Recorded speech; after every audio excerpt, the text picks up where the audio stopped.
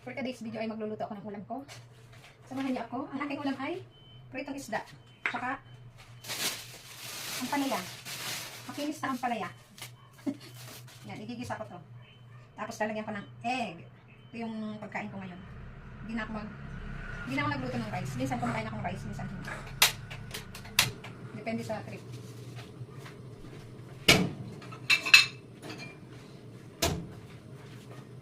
Masarap tong ampalaya na to. White. Pag kayo nagluluto kayo ng ampalaya, anong gusto nyo? Yung mapait? May konting pait? Or yung walang pait? Ako gusto ko yung may konting pait. May nalagasahan ng konting pait.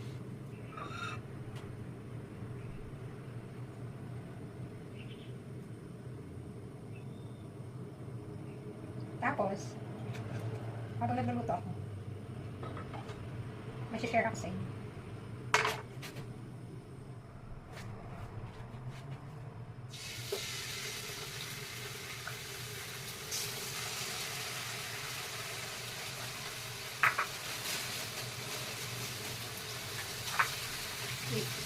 Siguro naman nakikita niyo yung mga video na ano, diba? Ngayon ang dami kumakalat sa Facebook na mga ano, video na gumagawa ng mga yung mga ano ba, yung mga hindi kaaya-ayang tingnan, yung mga ano, kasi yung si Prophet Perez, may napanood ako sa kanya na sabi niya, may nakikita daw ka na video na yung mga umisi sa harap ng camera, hindi ko pa siya nakikita, pero ang nakikita ko yung mga picture ng mga babae na ano, na walang pambaba na ano, saplos. Tapos ang pinapantakit nila yung mga kung ano mga product, diba? So, parang iisipin mo, bakit nila ginagawa yun? Para lang mag-viral sila, para sumikat. Hindi ba nila ano, naiisip na, hindi sa nagdadad ako, or para sabihin na holy, perfect, yun yung lang ginagawa mali. Kasi ako, may time na nakakagawa din ako ng mali. Nung padalat-dalat ba ng desisyon, ganyan, yung mga nasasabi ka na mali, pero hindi darating sa point na gano'n para na mag-viral ka, para sa pera, kumita ng pera, ganyan.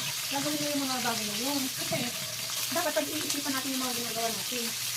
Kasi, lahat ng ginagawa natin natin sa mundo, yung mga mali natin ginagawa. Nababayaran natin sa kabilang buhay. Diba? Yung mga mali natin desisyon. Nabayaran natin sa kabilang buhay. Dahil lamang sa gusto natin yung paligat, magbayaran, kumita ng pera, nagawa na tayo ng mga maling gawain dito sa lupa. Lahat yan, pagbabayaran natin sa kabilang buhay. Kahit magsisi tayo, kapag halimbawa namatay na tayo, diba? Magsisisi tayo, kasi mali yung nagawa natin. Pupunta tayo sa impyerno. Wala na, kahit hindi pa tayo magsisi, huli na. Diba? Hindi na tayo makakabalik. Kahit na dito sa lupa, diba? Pag may mga mali tayong desisyon, diba? Nakabit na ang pagsisisi, diba? Kahit na magsisira tayo, hindi natin ibabalik yung mga mali natin ginawa. Ano pa kaya yung mapunta tayo sa ano, diba? Talit at kaya. Kahit ano pagsisisi natin. Hindi na natin ibabalik. Diba? Kahit humingi pa tayo ng humingi tawad sa Diyos. Wala na, tapos na. Kasi, diba? Sabi, after death, judgment. Diba yung kwento ng Richman at saka si Lazarus? Yung namatay yung Richman at saka si Lazarus. Diba? Yung Richman napunta siya sa impyerno. Tapos si Lazarus, napunta siya sa langit kasama yung si Father Abraham. Kahit ano pagsisisi ng Richman, wala na, hindi na siya makakabalik.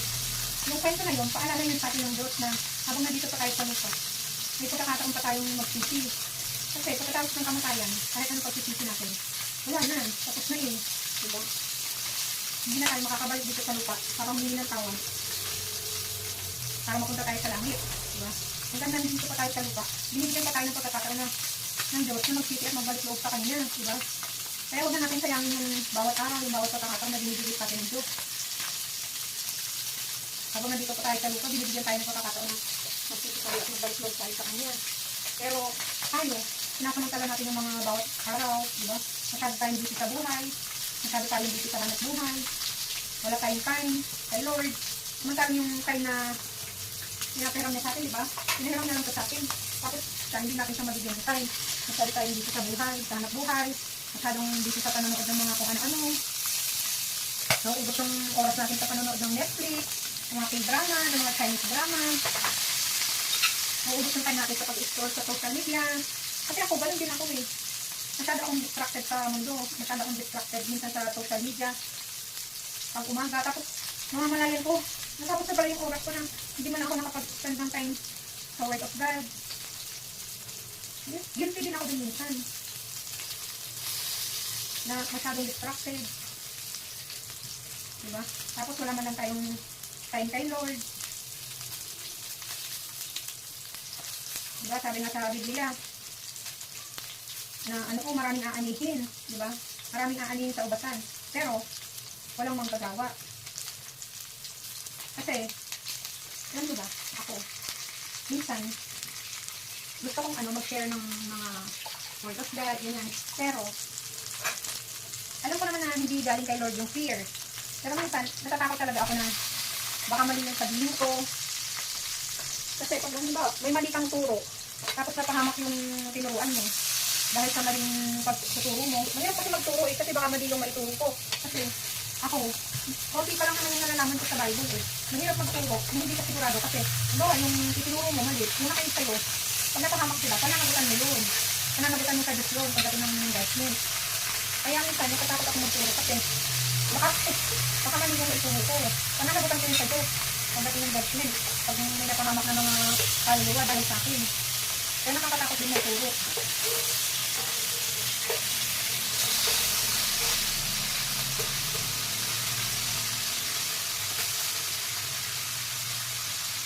Pero ako, sa puso ko, gusto ko magturo. Tapos, alam niyo, dati nung hindi pa ako nakakakilala kay Lord, pag may, isa din ako sabi na, kapag yung isang tao ka na i-share ng mga video about kay God, sabi ako dati sa mga tao na sabi na, yung sobrang banal ng Facebook mo, baka mapunta sa langit ng Facebook mo, yung ganyan. Sabi na ako doon. Tapos, nung nakakilala na ako kay Lord, naiintindihan ko na kaya pala yung mga Kristiyano, yung mga follower of Christ, ay mahilig silang mag-share ng mga video about God. Kasi, maraming tao nangangailangan nun. Diba? Kailangan ng tao na makakita ng mga ganong video para i-share yung mga tungkol sa Diyos, para mamulat yung mata. Ayan. Kasi, gusto namin na alaman nyo din yung mga mabuting balita. Diba? Kasi, paano nyo malalaman kung hindi namin i-share? Kasi akala ko dati kapag nag-share ng mga ganun, banal-banal lang.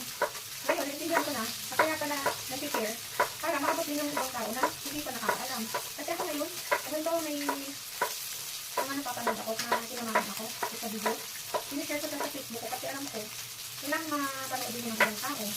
Kailangan malaman din ng ibang tao. Hindi yung purpose ko kung bakit ko sinishare, hindi para sabihin na, na yung nagbabanal-banalan ako. Kundi, kailangan din kasi mapanood din ng ibang tao para malaman din nila. Alam mo kasi dati, diba?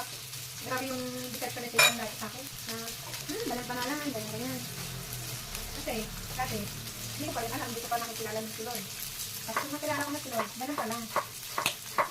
Kapag may naririnig ka ng mga video, nakakanood ka, kung kay Panginoon, kailangan may share doon kasi nga, kailangan malaman din yung iba, yung nilalaman mo. Para maligtas sila. Kapag nakilala mo si Lord, gusto mong maligtas din yung kapwa mo. Kasi ako, ganun. Yung parang kahit yung iba, yung mga gumawa tayo ng masama, magagawa mo na silang panalangin. Kahit yung mga hindi mo kakilala, magagawa mo silang panalangin, ganyan. Diba, may dumaan sa hindi na yung mga gumagawa ng masama. Kung tagal dati, wala akong pakailang minsan. Natutuwa pa ako pag may napapanood ako mga kalokohan. Yung tawa-tawa ka. Ano?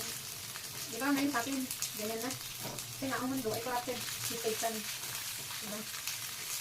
Siguro naman nakikita nyo ngayon, diba? Sa social media pa lang. Napaka-easy na ng mga tao, diba? Tapos tayo, kapag may nakikita tayo mga kalokohan, mga ganong video, sinishare natin, tuwa tayo. Pero pag mga tungkol kay God, diba, hindi natin dahil gawang mag-share. Which is, yun dapat ang sinishare natin para makarating sa inyo. Kasi, siguro naman nakikita nyo sa mundo din.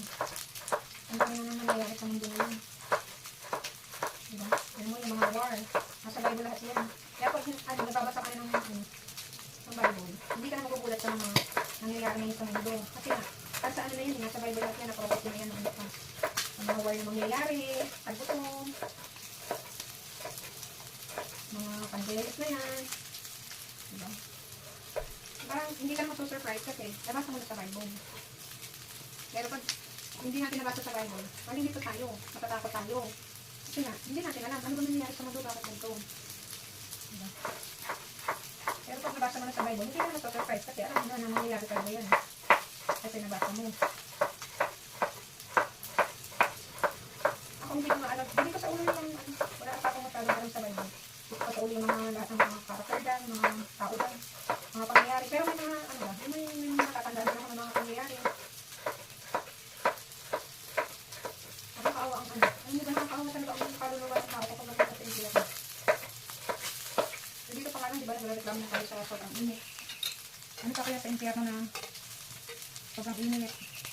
Pinapahirapan ka pa ng mga demonyo. Tapos kinakain ng uod mo. Ay, kinakain ng uod yung katawan mo. Tapos gusto mo mamatay, hindi ka mamatay-matay. Diba? Sige mo yun. Ang pagsigilit nga lang dito sa lupa, nagreklamo na tayo. Puro tayo reklamo. Kaya naman, yung bawat oras na nakatagawag tayo ng Diyos na wala tayong ginagawa. Wala tayong ginagawa para sa ikalulubid mo. Masyado tayong dito sa mundo, mga makamundong bagay. Na dito naman sa mundo, ilang taon lang yung ilalagi natin, di ba? Pinakamatagal na buhay ng tao. Maswerte na, ilan lang yung taong namamatay na maabot ng 100 years, di ba? Hindi natin alam kung kailan babawiin ang Panginoon ng buhay natin. Iba natutulog lang, hindi na nagising. Eh paano kung isa tayo sa natulog na hindi na nagising na hindi tayo nakapagsisi, di ba? Hindi tayo nakahingi ng tawad. Alam na natin kung saan tayo mapupunta, di ba? Walang kamatayan, walang katapusang paghihirap sa impyerno. Yung sobrang init, di ba? Tapos pinapahirapan ka pa ng mga demonyo, kinakain ka ng bukod. Kahit gusto mo mamatay, hindi ka mamatay. Tapos dito sa lupa, kung kahit, alam mo yung, ang dami na ng taong ginamit ng Diyos para, ano, para balaan tayo, para imulat yung mata natin, magising tayo sa katotohanan. Pero hindi natin pinapahalagahan, pinapansin. Minsan pinagtatawanan pa natin. Nakakalungkot.